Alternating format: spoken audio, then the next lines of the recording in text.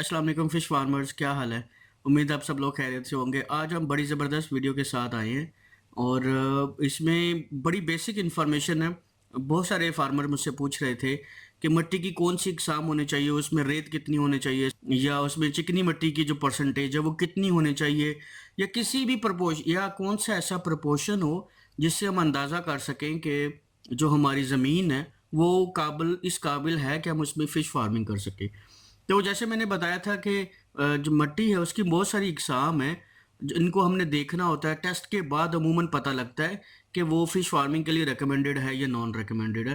तो आज हम इसी चीज़ के बारे में थोड़ा तफसीलन ज़िक्र करेंगे कि मिट्टी की कितनी इकसाम है और कौन सी जो किस्म है मिट्टी की वो ज़्यादा फ़ायदेमंद है फ़िश फार्मिंग में। एक चीज़ तो हम ये इस बारे में जानेंगे कि हमें कौन सी जब लेबॉरेटरी से हम टेस्ट करवाते हैं तो अगर हमने खुद कुछ अंदाज़ा लगाना हो तो कि मिट्टी कैसी है तो हम उसको कैसे अंदाज़ा करें। दूसरी चीज़ जो इस वीडियो में डिस्कस की जाएगी वो है पानी की मिकदार, यानी पानी में किन चीज़ों का होना ज़रूरी है और कौन सा पानी मछली फार्मिंग के लिए या फिश फार्मिंग के लिए बेस्ट सूटेबल है।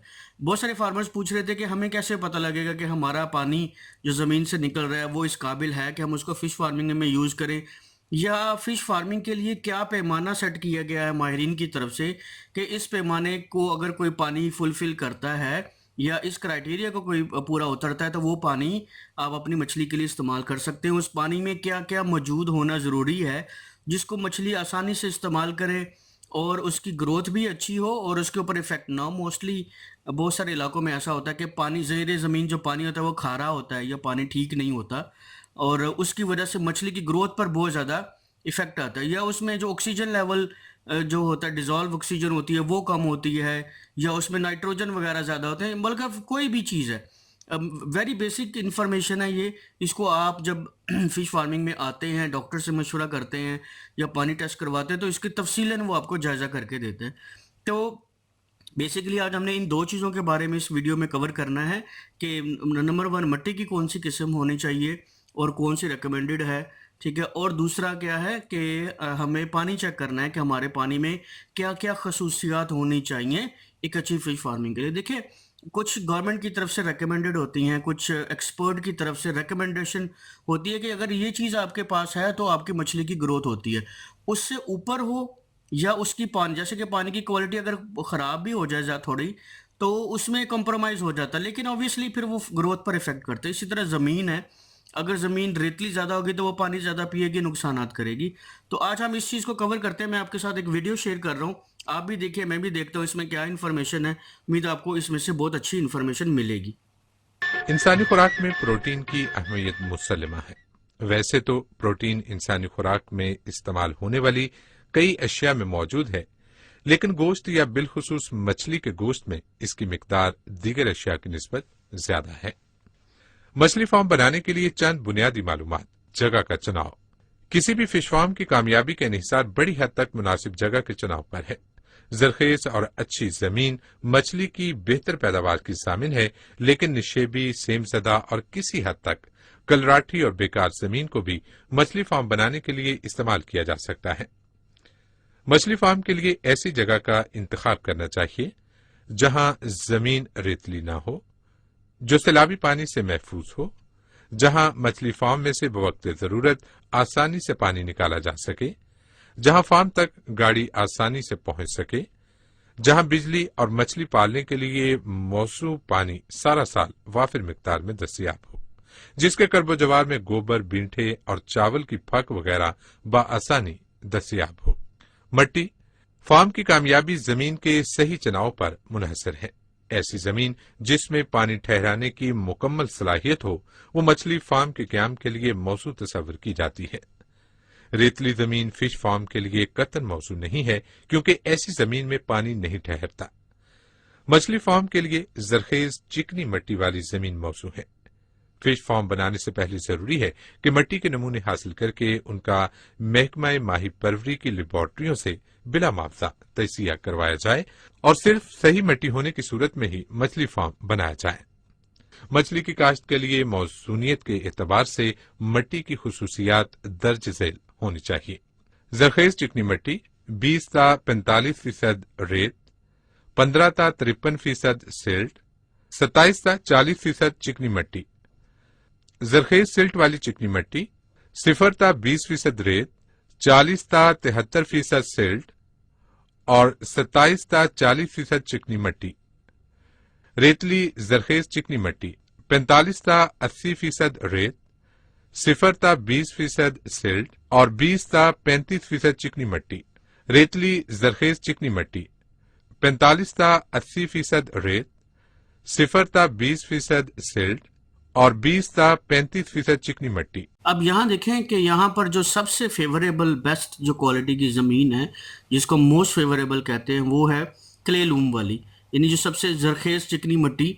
ये इसमें देखें कि सारी चीज़ों का प्रोपोर्शन एक इक्वली पर है और ये बेस्ट इसके जो रिज़ल्ट होंगे या इसमें जो जब आप फिश फार्मिंग करेंगे तो पानी का ज़ाया भी कम से कम होगा, ठीक है, और जो उसमें क्वालिटी पानी की ज़मीन की अच्छी क्वालिटी होने की वजह से मछली की ग्रोथ पर भी इफेक्ट पड़ेगा। और बाकी जो इसके कंपैरेटिवली अगर आप देखते हैं दूसरी क्वालिटीज़ हैं ज़मीन में, वहाँ पर भी फ़िश फार्मिंग की जा सकती है, लेकिन थोड़ा बहुत जो ग्रोथ पर इफेक्ट होता है वो ज़रूर आता होता है। जैसे कि इसमें पहले ही एक्सप्लेन किया गया है कि रेतली ज़मीन जो है उसके ऊपर ग्रोथ पर इफेक्ट आता है, उसमें अच्छी ग्रोथ नहीं हो पाती क्योंकि पानी कम ठहरता है और जो चीज़ आप पानी की क्वालिटी को इम्प्रूव करने के लिए यूज़ करते हैं वो जब ज़मीन उसको चूस लेगी तो उसमें फिर वो जो क्वालिटी आपने ऐड की है बढ़ाने के लिए जो आपने मेडिसिन यूज़ की या फर्टिलाइज़र यूज़ की तो वो पानी ज़मीन के अंदर चले जाते हैं और वो ऊपर वाली सरफेस में कम रहते हैं, जिसकी वजह से उसको मछली जो है अच्छे तरीके से यूज़ नहीं कर पाती।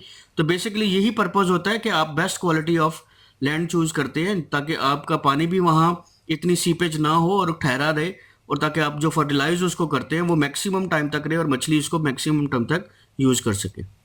पानी मछली फार्म के लिए ट्यूबवेल, नहर और बारिश का पानी इस्तेमाल किया जा सकता है। नहर और बारिश के पानी को इस्तेमाल करते वक्त इस बात को खास तौर पर मद्देनजर रखा जाए कि पानी सारा साल आलूदगी से पाक रहता हो और ये पानी बराह रास्त फार्म में दाखिल ना होता हो, बल्कि फार्म के मोगे में से गुजर कर आए, जिस पर हिदायत के मुताबिक बारीक जाली लगी हो ताकि इस पानी के साथ गोश्तखोर और दीगर नाकाबिले काश्त मछलियां और मछली को नुकसान पहुंचाने वाले दीगर आबी जानवर फार्म में दाखिल न हो सकें। मछली तालाब में पानी की गहराई किसी भी सूरत में 5 फुट से कम नहीं होनी चाहिए। मछली की बेहतर अफजाइश के लिए पानी दर्ज झेल खुसूसियत का हामिल होना चाहिए। दर्जा हरारत 22 ता 30 दर्जा सेंटीग्रेड, गदलापन रोशनी 1 ता 1.5 फुट तक पहुंच सके, पीएच 7.5 से 8.5 तक, हलशुदा ऑक्सीजन 5 ता 12 तक, आजाद कार्बन डाइऑक्साइड 3 ppm से ज्यादा ना हो, असासियत 75 से 300 बतौर कैल्शियम कार्बोनेट, हलशुदा नमकियात 1000 ppm से ज्यादा ना हो। अब इसमें देखें कि टेम्परेचर जो बेस्ट सूटेबल टेम्परेचर बताया जा रहा है वो है 22 डिग्री से लेकर 33 डिग्री तक। ये पानी का टेम्परेचर है, जैसे मैंने पिछली वीडियोस में बड़े डिटेल से जो है इस बारे में एक्सप्लेनेशन की हुई है, ठीक है। 22 से 35 दर्जा हरारत होना चाहिए और ये मछली की ग्रोथ के लिए बेस्ट लिखा जाता है। पानी की जो क्वालिटी ऑफ वाटर है, यानी पानी कितना गंदा हो या किस क्वालिटी का हो, तो उसमें जो रोशनी है 1 ता 1.5 फीट तक अंदर जानी चाहिए ताकि उसमें जो प्रोसेस है वो भी कंप्लीट हो जाए, मछली के जो कुदरती तौर पर जो उसमें खुराक बनती है वो अमल भी अच्छे तरीके से होता चला जाए।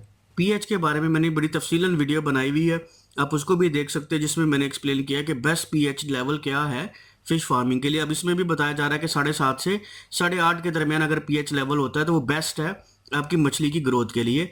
बहुत सारे फार्मर इस चीज़ को इग्नोर करते हैं कि वो पानी की क्वालिटी को चेक नहीं करते, जिसकी वजह से उनकी मछली की मोर्टेलिटी हो जाती है।